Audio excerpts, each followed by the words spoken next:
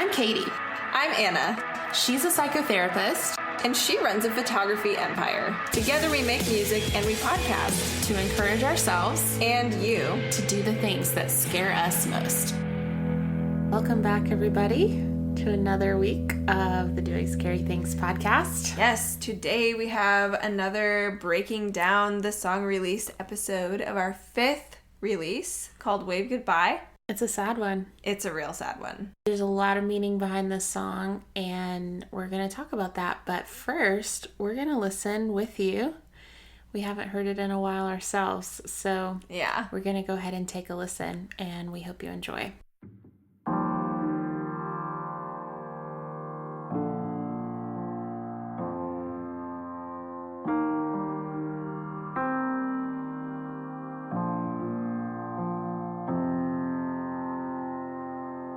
I've gone as far as the land can take me, to the edge of endless sea.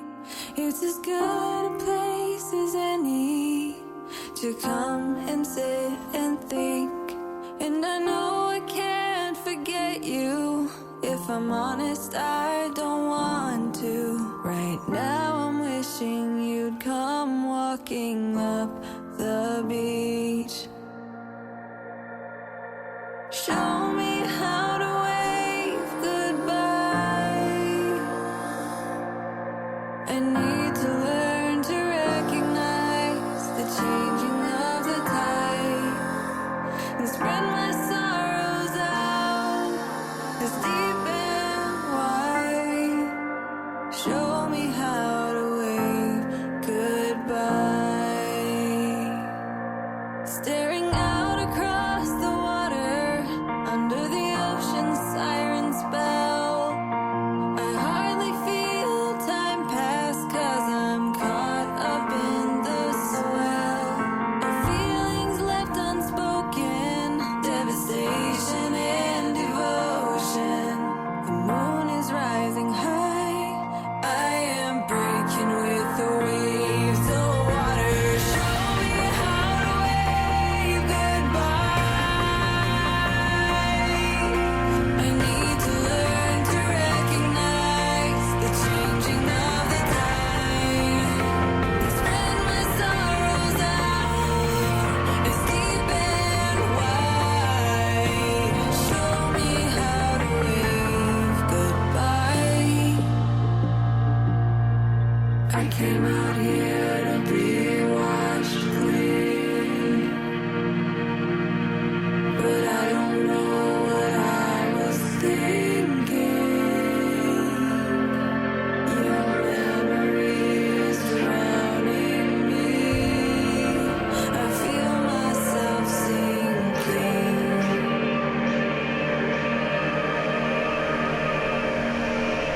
Show me how to wave goodbye.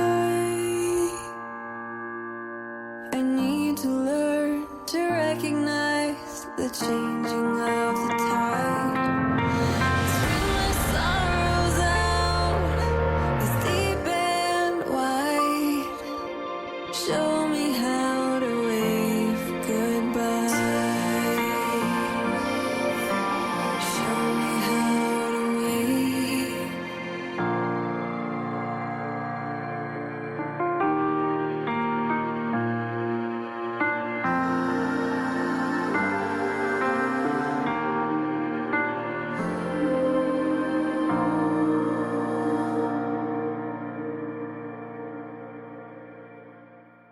All the feels. I was literally thinking the exact same phrase. Oh my God. We never even say that. I know. What if we'd said it at the same time?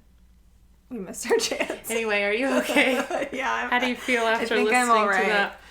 Oh man, this song, it has it all in so many ways. I just get chills listening to it, and I think for me it's just a transcendent thing. It's not like, oh, this is a song I wrote. It's like a whole thing of its own, But those timpani rolls get me. Oh, they're gorgeous. They're gorgeous. Gorgeous. Yes. Thanks to Andrew, our timpani player. Just kidding. We don't have a timpani Did player. Andrew Remus play on this He song? did. Oh, okay. He was our timpani player. I forgot about that. He is a man of many talents. He really is. I like that we listened to it for the first time in a while. Do you want to start by telling us a little bit about what this song is about and why it is packed with so much meaning, especially right now? Yes, it's kind of crazy. Get ready, everybody. You're gonna laugh with us. You're gonna cry with us. It's gonna be so good. I think the experience that inspired this song really started well over a decade ago. So it really ultimately started with me having a broken heart and kind of like an unrequited love situation. And I mean, that situation was hard enough by itself. You know, if you've ever kind of loved somebody wholeheartedly and not been loved back by them, you know exactly what I'm talking about. Like, it's just a devastating feeling and it's pretty inescapable. And so, you know, for years, I wrestled with that, maybe the rejection of it, definitely just the pain of it. And I wrote tons of poetry and music about it throughout my life. And it's just something that like stays with you. It's something that's forever like a loose end because it just hurts. Rejection is like that. It hurts a lot. So my own experience with that happened, like I said, many years ago. And then several years after that, I was actually walking on the beach in California at Torrey Pines. What's up? Favorite beach. With my Aunt Patty. And like you do when you're walking on the beach, we were having like a very meaningful, deep life conversation. And I was actually talking to her about some of that, you know, some of the pain that I even still felt then from that rejection and that sort of unrequited love experience. And she opened up to me and told me about a similar experience that she'd had. And that was something I never knew about her before, even though, you know, we had been super close my whole life. And it was one of those pivotal moments, I think, in our relationship where we understood each other on a whole different level. And I was pretty baby for an adult. So like, this was like an adult conversation, you know, like she was sharing adult stuff with me as a new adult kind of. And so it was just like really powerful and helped me a lot to hear her kind of parallel experience.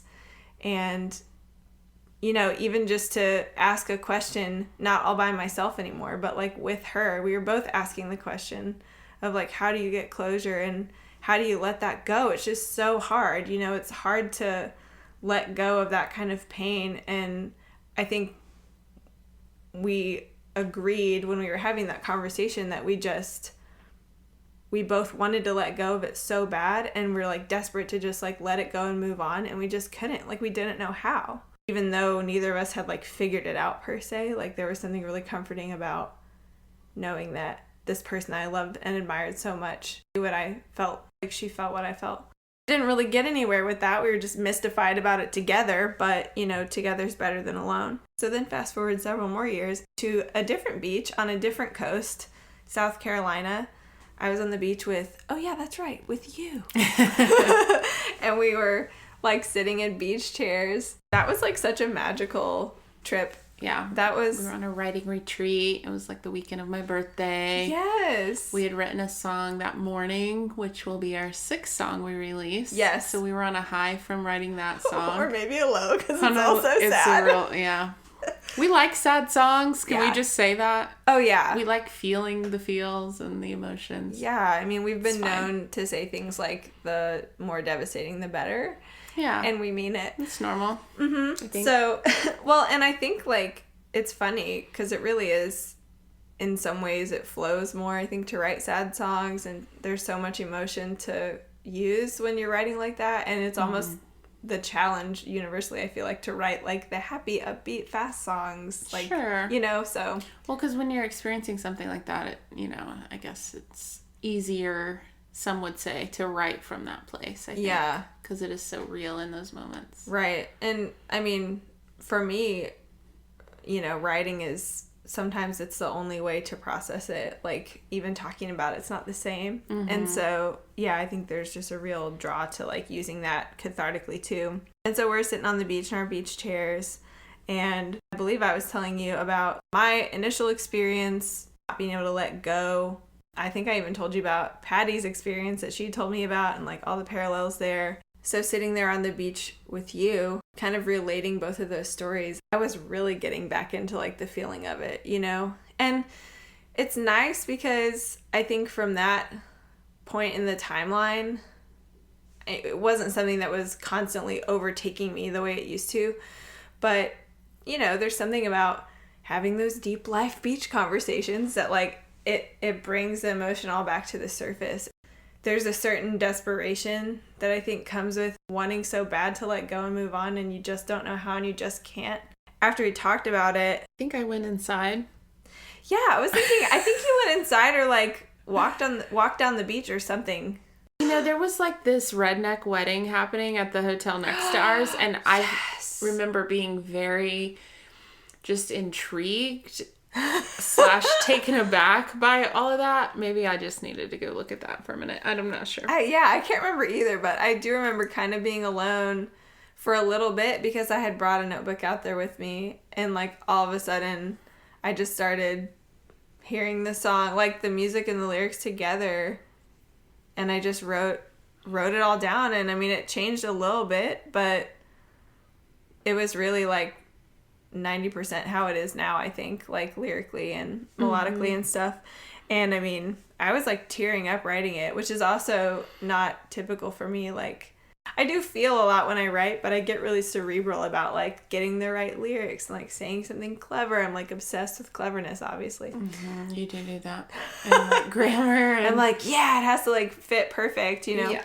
Which we learned already from Allie Fallon, that you shouldn't edit while you write, because your brain can't do that. So, But anyway, this was just like pure emotion. I think I did work out probably some of those little kinks later, but the beach is and has always been such a cathartic place for me, which I feel like I learned that from my Aunt Patty too. Like it's always been her place in the world, which is funny because we're both from like the middle of nowhere, Illinois, basically. So there's no beaches near us at all, but it's like a magical place. That's probably why. Yeah, it's so different, you know, but it feels like home in a lot of ways, in weird ways, I guess. But it was always like this really intimate, like vulnerable ballad from the moment it was written in South Carolina.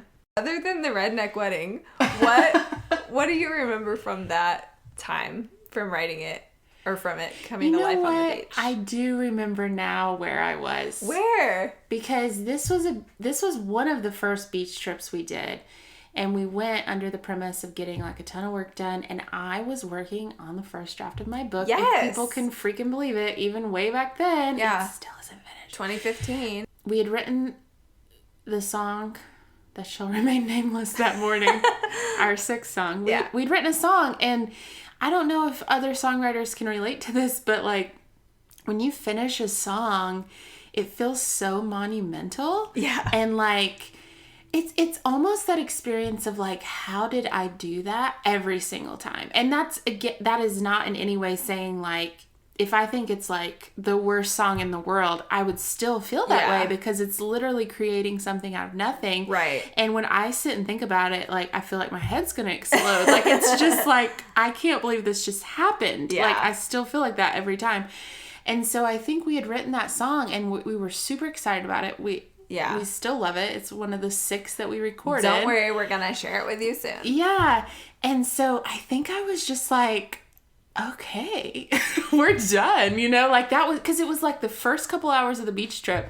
And so it was almost like this pressure was off. And again, I had this other project to work on. So I think I was in the beach house working on the book, and I can very distinctly remember you coming inside and being like, oh yeah, so I wrote a song out there.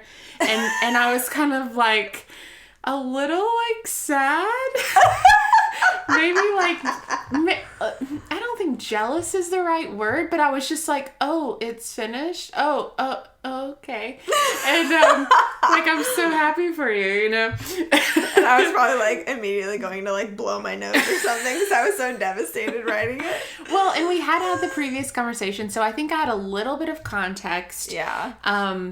about what it was about. And even then it was sort of like being referred to as Patty's song. You know, it was like you had written it from your own experience, but it was sort of about her experience more. Yeah. And I remember you telling me like she loved the ocean. And if people didn't notice, because we are going to play it again, there's so many ocean like nods. Right, like motifs. It's like the theme of the whole song, really. Yeah. So, and I just thought that was so clever and really smart the way that you had done that. You put in so much like figurative language, I guess, and it was just all about the ocean. And, you know, normally I would find that sort of thing a little cheesy, but in this case, I just thought it was really, really cool. But even then, you know, when we started recording these songs, I mean, when I tell you there were 75 in the folder, I mean, that's accurate. Yeah. And I don't even think at first it was like on the radar. And then you did a different demo version of it and sent it with a bunch of others. And I remember being like, hold the phone. Wait a minute. Like this, I'm seeing this in a new light. Like I really think I like this one. And there's something here. And so thankfully Josiah agreed. I think we had picked a different one. Mm-hmm. I'm just remembering this. Mm-hmm. We had picked a different one that we didn't record. We still haven't recorded. We thought it went really well with one of the other songs. And didn't we send him like a few? And we sent him like 3. What do you gravitate towards? Yeah. And he picked that one. He picked Wave Goodbye because to us it was most important that he vibed well with the song and could see a vision for it because we liked all of them. Right. I just remember that. It was a total dark horse. Yeah. It was a total dark horse. It was a black goat. Yes. On the beach. Which I love a good dark horse, but that's what that song felt like because I don't think in a million years if you had asked us in January, like which songs will we record, I don't think we would have ever picked that one. Right. And so that's really cool. It's really special that it came about. Yeah, totally. I know like the demo, that was the same demo, the one we sent to Josiah that I sent to Patty because I think I had demoed it before even more crappily and it was like not even passable to the point that I would show it to someone, you know? You did a much simpler version the second time and I think that allowed like the bones to really come out and you could like see it. You could like shine through. Yeah, you could see the potential. So yeah, that's amazing, man. People, let me just tell you, if you're a garage band tinkerer like me, less is more. It's true. It helps you to write better songs and you're not distracted by, you know, trying to make decent sounding instrumentation out of like standard garage band instruments, which is a really hard thing to do in my opinion. Yeah. So less is more, keep it simple and let it shine. Let the essence show. Yeah. And I really do think that's what happened. Yeah. Because it was literally like this song came out of nowhere. Yeah. And it was perfect. So there's more to this story though. It goes a little bit more full circle than that. Like I feel like normally with one of our releases that's kind of like, okay, that's how the song was written and now we're going to talk about this other stuff. But there's like more because it was a song that we liked a lot and we wrote together for a few years and then eventually when we were going to bring some songs to the studio, I actually like made a crappy little GarageBand demo of it. One that was passable to send to the producer as we were trying to make our final decisions about stuff. And I sent it to my aunt also because this song is so about what we both experienced, you know? It's like, it's about that experience that both of us had in our own ways at totally different times in our lives, at totally different decades. I knew that it would ring true with her. And so I've always kind of thought of it as her song. And I had sent it to her then. That was like January of 2018 when I sent her the initial like crappy little GarageBand demo of it. And I actually found her email back to me. And this was what she said. How are you able to write the words in my heart? This song is amazing and very special to me. Thank you so much for sharing it with me. I cherish it. So excited you're recording again and enjoying it. Can't wait to hear. I was also so excited, and you were so excited, and we did record it for real, April of 2018, I think, right? Mm-hmm. Yeah. And we're going to get back to that. That's another fun part of the story. But fast forward one more time to the least fun part of the story, which is that this past January 2019, exactly a year after I sent her the original demo, 1 year later, life looked so different. She was actually in ICU trying to recover from a stroke that happened because of cancer that she had, and she actually died 11 days later. And if you've been following along with us, we sort of talked about this in our Messy Middle episode, because her death like completely rocked my world. And, you know, meanwhile, behind the scenes, this song is so intricately tied to her and her life and, you know, my relationship with her. And so here it was, you know, getting ready to release this spring, and she's gone. It's a song about saying goodbye, you know, like, what are the freaking odds? Needless to say, I mean, this song really means more to me now than it ever did. It's still very much about, you know, what it's always been about, but there's like this added layer. Where I am right now, I'm not desperate to say goodbye, you know? And like, I think it might be impossible. I don't even want closure. I don't care if I have closure with her. It's kind of an interesting dichotomy there, but ultimately I'm just proud of this song. It means the world to me. I know that she loved it. Fortunately, she got to hear it a bunch before it was ever released. So, you know, I know also what it meant to her, even in its final form. It's a really sad song, and now it's even more sad. So, so that's kind of like how this plays out now. And it's such a bittersweet release, you know? But there's so much beauty in this song too. It's really sad, but I hope you'll agree that it is beautiful. It's delicate and it's powerful, and I think that it reflects a lot about brokenness and kind of the humanity of that, and how like sharing your own brokenness, even if you're desperately asking questions, figuring out or going on, even though you have some brokenness, you know, walking side by side with someone else through brokenness, like maybe that's our best shot at healing, and maybe we don't get to say goodbye, and maybe we don't get to learn how to do it the quote-unquote right way, but there is a life to be lived through brokenness, and there's healing in carrying on. And you don't have to have closure. You may not have the luxury of closure, and there can still be like beauty and meaning in that. Yeah. I think it's just like has grown into such a complex song for me, I guess, when I hear it or like when I sing it. I mean, I really, to be honest, like we listened to it just now with you guys, and I hadn't listened to it since she died. So that's like a really emotional experience for me for sure, but it's like more beautiful than it was before, honestly. The experience of listening to it, I was like, wow. And again, it's not just like a pat on the back to myself, like, wow, good job, that's a good, cool song. It's like, dang, this is probably the most meaningful thing that I've ever written, unbeknownst to me, you know? Mm-hmm. So I know that's a little bit heavy, and it is a sad song, but I feel like that's a pretty exceptionally heavy backstory.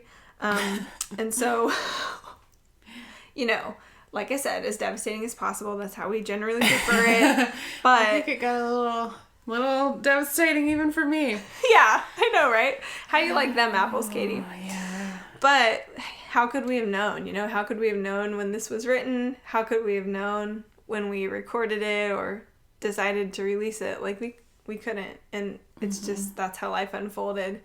But at the time that we were recording it, it wasn't hopelessly devastating. It was just a great song that we liked. And so let's kind of take it back to that for a minute. I just remember being like blown away hearing the playback of this song because of how rich the instrumentation is and just how dynamic it is, really. Yeah. He blew it out of the water to stick with the ocean theme. Yes, that's my girl. So thanks for that, Josiah. But yeah, I think like our whole experience at the ranch, it was really fun and really gratifying to see this song come to life. I think it really did blossom into its full potential. Yeah. There, and there were just things that came out of the woodwork that's just like the studio magic, A little unexpected, yeah. Yeah, for sure. Did we have a reference song for this? Going into the studio, for those who don't know, sometimes the producer will say, like, you know, is there a song that this kind of reminds you of instrumentation-wise? Because I don't think we did. I remember him showing us some Vanessa Carlton, right? Josiah loves Vanessa Carlton, guys. Obsessed. But it was like the recent album she did that was all analog, I think. Yeah, it's definitely, it's cool, but I think we were just like, I don't hear this. I don't think this is similar. Yeah. But I do remember him showing us this song. That's right. It had a gorgeous piano in it. Yeah. But it was I like that you're touching your nose. Does that help you remember? Yeah. It helps you sing higher. Did you know that? No. Watch me on Sunday be like... That's what my voice teacher told me. That's hilarious. We'll see if that's true. Yeah. We'll test it later. Maybe it's just one of those things like to make you look dumb and then like, haha, gotcha. Probably. No, just shoot. I wish I could remember. Well, the reason I asked, that's kind of neither here nor there, but the reason I asked is I do distinctly remember driving to Nashville, which from Atlanta is about 4 hours if traffic's nice, and randomly hearing an Imogen Heap song. Oh, yeah. That we both were just like really enjoying and kind of talking about, not thinking anything about it. Love her, though. Love you, Imogen. Yes. And somehow, in the process of creating this song, Josiah's eyes get huge. He has an idea. His eyebrows went 7 feet above his eyelids. As they do. And he specifically referenced that exact Imogen Heap song that we had heard like the night before, had not mentioned to him in any way, hadn't even really related it to the song we were about to record. But the idea involved using a vocoder. Right. Which, for those of you who don't know, is going to be that part of the song that sounds a little bit like a robot. A robot choir of Katie's. Robot choir. Thank you very much. Wasn't my first time being a robot choir. Won't be your last. Hopefully won't be my last. But, so that was just a really cool experience. And to me, it was like just confirmation for the millionth time that we were on the same wavelength as Josiah. And that was just really fun. Wavelength, guys. It was really fun through the whole process because, you know, it wasn't even an experience ever of feeling like, oh, does he like my ideas? Like, he always made us feel like, you know, he loved it and he was very excited. And for this one specifically, it was like, oh my goodness, yes, let's do it. Let's experiment with that. Totally. Let's have fun, you know. That's a great case in point of him just next leveling the crap out of our ideas, which I love. Totally. I'm like, please do it. I remember him being like, do I know how to do that? Yes, I do. You know, and it was just like, awesome. Let's do it. We love you, Josiah. We love you so much. So that was really fun. And so I got to add in a little bit of uniqueness to the song, which was fun for me. One of my I do have to say, almost every time I listen to it now, I like always want to sing your oohs and ahs. You can't have them. You like can't not sing them though. They're so fun. That's my part. But it really, the like absolute cherry on top was that very last little phrase that actually wasn't in the original song until we were in the studio at all. And it just like, it gave us the goosiest goosebumps. Well, or maybe the bumpiest goosebumps. I wanted to tell that story because, and I do think it's a little meta even now. The idea came up to add a line there. Yeah. And to have my voice there, to add some texture. And we were trying to decide what it should say. Yeah. What the line should say. And I think we kind of had the idea, somebody did. I'm not trying to take it away from anybody. I don't remember whose either. idea. Somebody had the idea to make it this like back and forth, because like who hasn't been there that it's like, I know you're bad for me. I'm trying, in the case of a romantic relationship, like you didn't, love me back, and I'm trying to let go of you. Yeah. But it's that like feeling of, okay, but if you did want me back, like that would change everything. Yeah. Exactly. Right. And so the line is, take me with the tide. And so it's like this whole song about show me how to wave goodbye. Yeah. Like the changing tide, Yeah. And then it's like, but take me with you too. Yeah. And you came up with that, and you said right before you said it out loud, because it was that vulnerability like moment of like trying to come up with a line. It's got to be the right line. I have to say it out loud in the moment. Yeah. And you said, okay, this might be creepy. And I was like, I'm listening.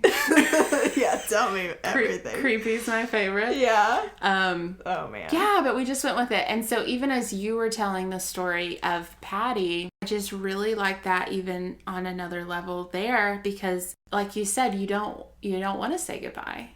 And you're not ready to do that. You're not prepared to do it. You're not really willing to do that. Yeah. And even if you are, you don't know how. Yeah. Some moments it's like, all I want is to be rid of this. All I want is to like let this burden just go. Mm-hmm. And like, you just can't figure out how to do it. Yeah. So that was that. But yeah, I love what Josiah did with it. The guitars are freaking huge, and that was like my favorite thing ever. Oh my gosh. I know. So, yep. Yeah, we loved it. We loved seeing it come to life, and then it was just really special that she got to hear and experience it. Yeah. And it is her song. It really is. Yeah. And it will be. There was one other thing about recording this song that we really wrestled with. It was a little annoying, to be honest, because we really liked the way this song ended, but it ended with the word goodbye. And as you guys may have noticed, unless you've been under a rock, because we play it at the end of every single episode, right?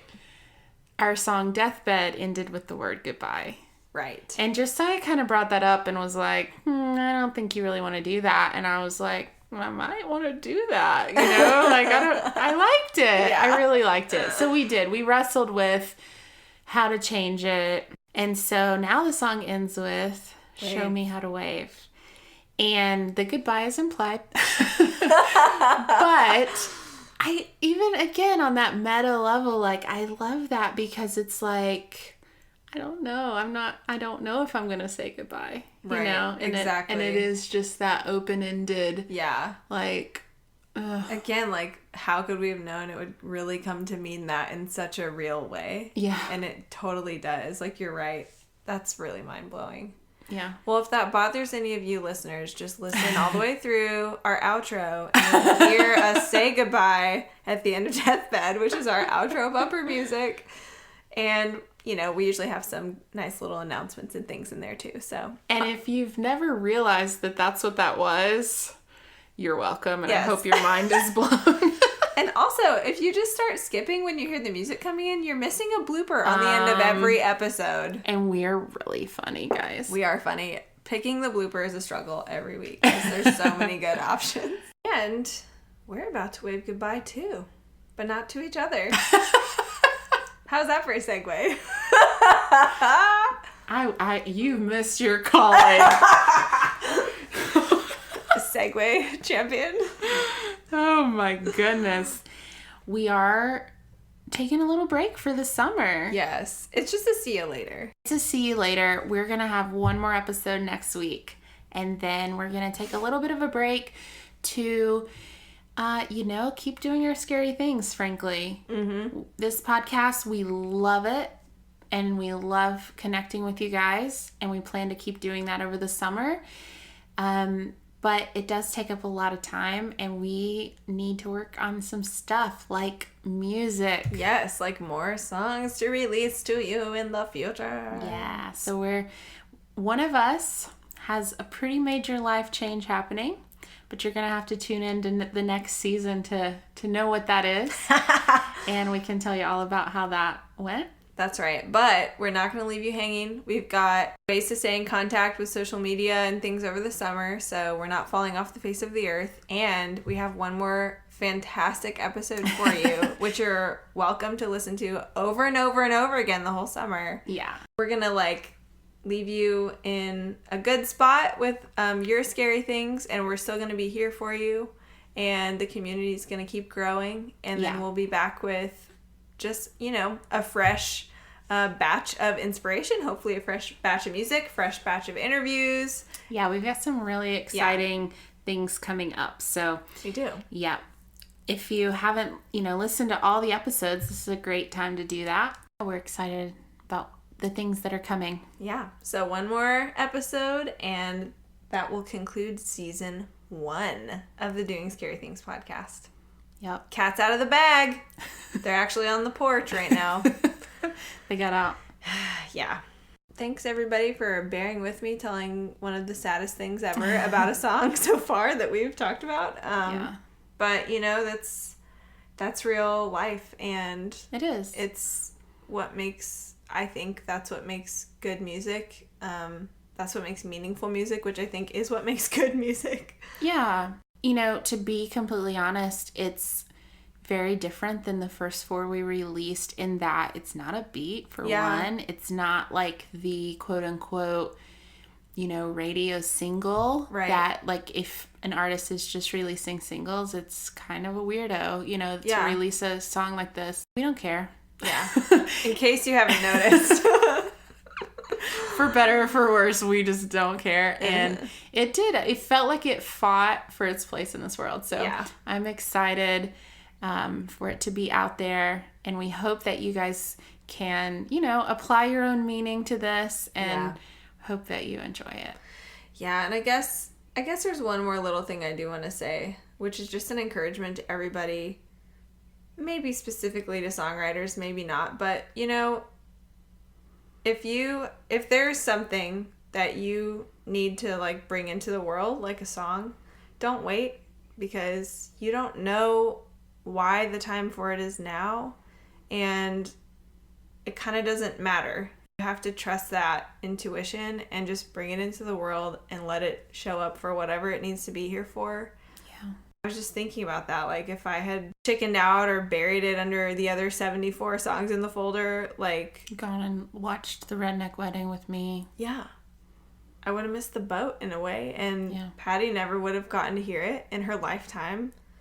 And, I'm grateful that even though things turned out horrible in a lot of ways, there's some real serendipity about the timing of this song coming into the world that, I'm grateful that I didn't wait for some reason, or I didn't chicken out or delay it or whatever. So definitely just keep that in mind. You do your thing. Yep. You never know.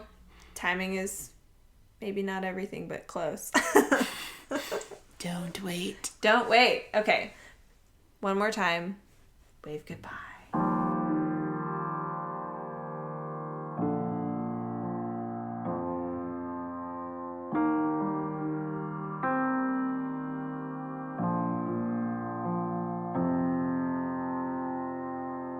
I've gone as far as the land can take me, to the edge of endless sea. It's as good a place as any to come and sit and think. And I know I can't forget you. If I'm honest, I don't want to. Right now I'm wishing you'd come walking up the beach. Show me how to wave goodbye. I need to learn to recognize the changing of the tide and spread my sorrows out as deep and wide. Show me how to wave goodbye. Staring out across the water, under the ocean's siren spell, I hardly feel time pass 'cause I'm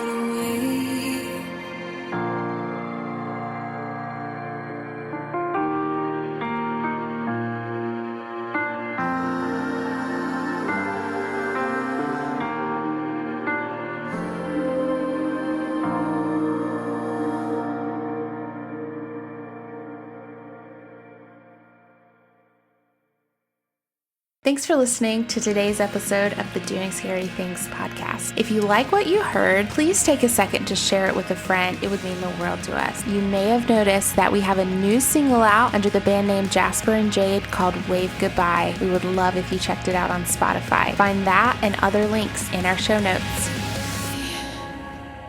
Hey everybody. Hey every Katie. Here we go again. Here we go again. And meow. Who is it? I saw a paw, like, almost under the door. You're supposed to be on the party porch.